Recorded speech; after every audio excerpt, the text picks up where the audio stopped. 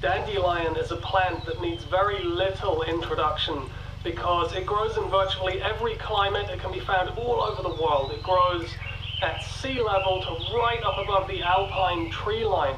And pretty much everybody remembers, when they were little kids, they used to pick mature dandelion flowers and blow them so that the seeds would get carried away on the wind.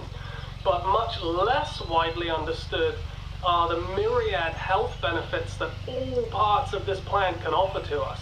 The botanical name for dandelion is Taraxacum officinale. Now, Taraxacum comes from a combination of the Greek words taraxos and akos. Now, taraxos means illness or disorder, and akos means remedy. So, Taraxacum officinale means the official remedy for many disorders. Now, the common name dandelion actually comes from the French name Dandelion, which means the lion's tooth. And this refers to the very deeply serrated leaves of this plant. Now, another common name is pissenlit, which means piss the bed. But don't worry, taking dandelion isn't just going to turn you into an overnight bedwetter. It simply refers to the very pronounced diuretic action of dandelion.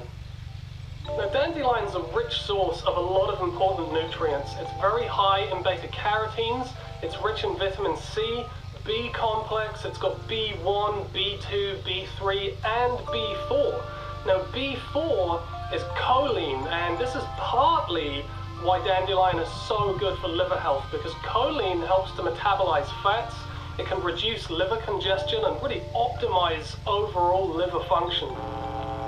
It's also a very rich source of potassium, iron, magnesium, sulfur, silica, and manganese, and medicinally potent compounds like taraxacin, which stimulates the production and secretion of bile.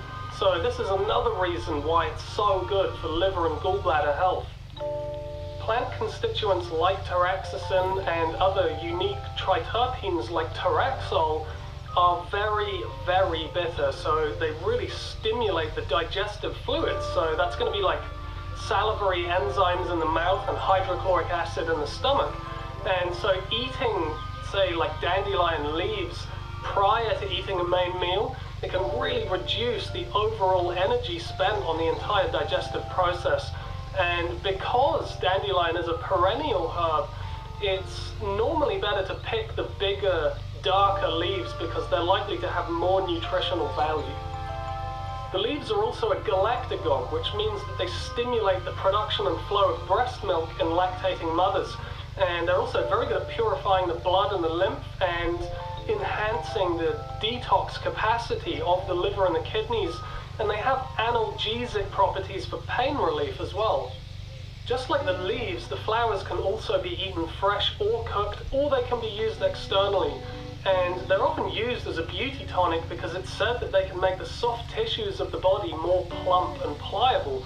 And I think we can also understand this by the flower's ability to enhance liver function and support the liver overall, because through doing this, they can reduce constitutional heat and the associated emotions of anger and frustration, which I think we can all agree generally tend to create ugliness rather than beauty.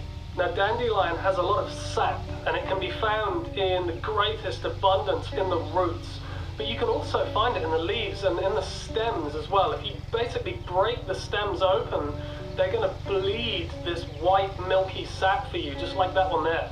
Now, this is really excellent for healing wounds. Any kind of skin abrasions, bee stings, any kind of dermatitis, this sap is a really good medicine for this kind of stuff.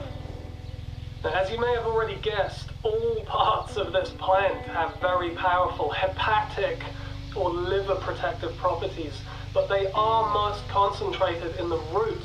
Now, the root can be eaten as very nutritive food, so you can like get it fresh and cook it, or you can dry it and make an infusion or a tea with it, or you can make a tincture with it.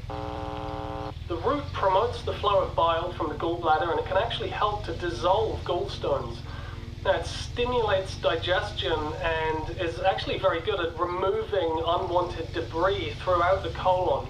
So in general, it's a very good overall tonic for the entire digestive tract from one end to the other.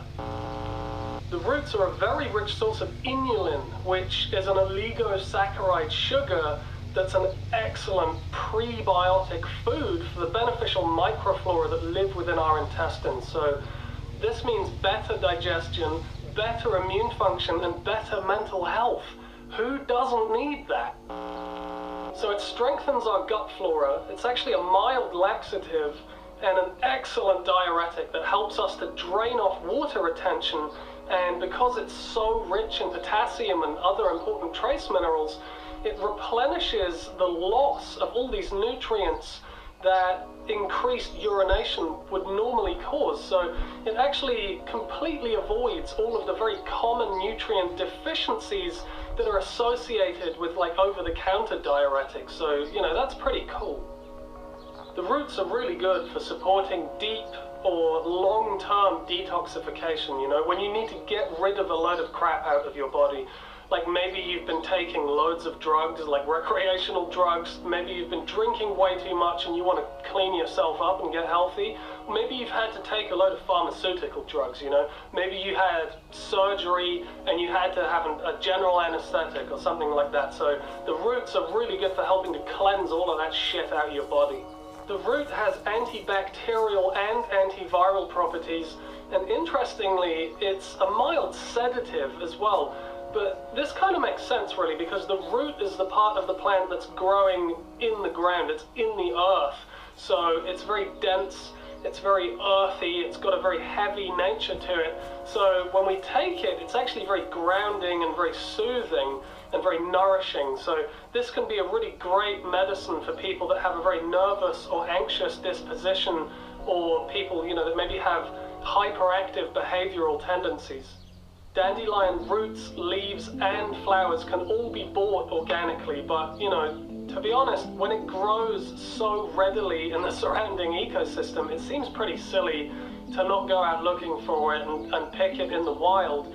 Plus, you know, it gets us out, it gets us away from the screen, it gets us away from our phones, hopefully, and we get to connect with our natural surrounding environment more, which is something that people are doing less and less nowadays. So really, there's so much medicine to receive just through the simple act of going outside in nature and just looking for dandelion. Something to be very careful of, and I mean very careful, is the unfortunate but very commonly held belief that dandelion is just an irritating weed that ruins lawns and ruins your local park, and it must be eliminated at all costs.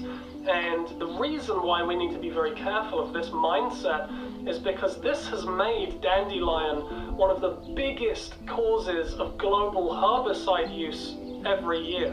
Millions of pounds of herbicides like this bullshit get set loose on natural ecosystems because of plants like dandelion.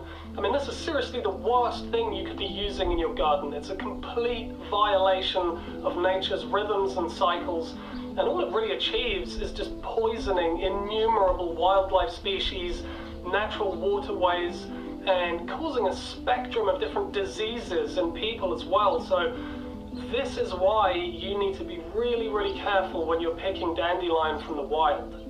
So don't take risks, right? Just pick it only from places that you're confident are not contaminated.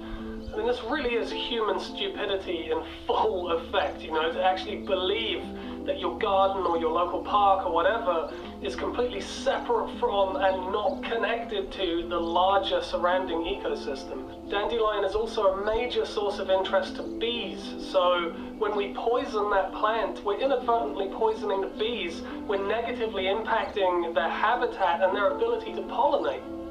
So the moral of the story is what many people call weeds are actually plants with the strongest and most adaptable genetics, which invariably makes the best medicine.